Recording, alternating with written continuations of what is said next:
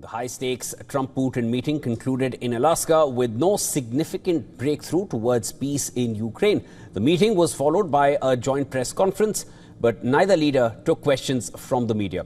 Trump and Putin addressed the press where the two leaders underlined the need to secure peace in Ukraine. However, Russian President Vladimir Putin reiterated Russia's red lines.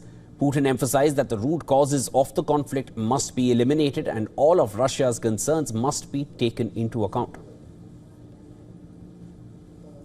We're convinced that in order to make the settlement lasting and long-term, we need to eliminate all the primary roots, the primary causes of that conflict. And we've said it multiple times, to consider all legitimate concerns of Russia and to reinstate a just balance of security in Europe and in the world on the whole. And I agree with President Trump, as he has said today, that naturally the security of Ukraine should be ensured as well.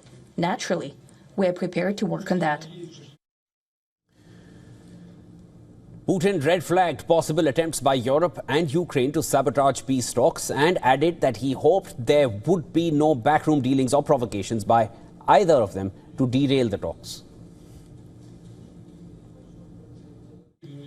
I would like to hope that the agreement that we've reached together will help us bring closer that goal and will pave the path towards peace in Ukraine. We expect that Kiev and European capitals will perceive that constructively and that they won't throw a wrench in the works.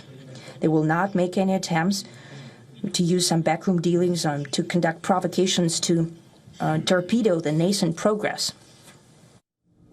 U.S. President Donald Trump said that the meeting with Putin was highly productive and several points were agreed to by Putin, but a few are left. He also said that he would call up NATO and Zelensky, and ultimately it is up to them to agree.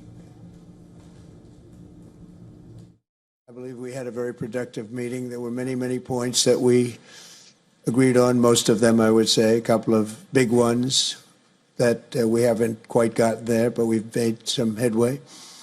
So there's no deal until there's a deal. I will call up NATO in a little while. I will call up the various people that I think are appropriate, and I'll, of course, call up President Zelensky and tell him about today's meeting.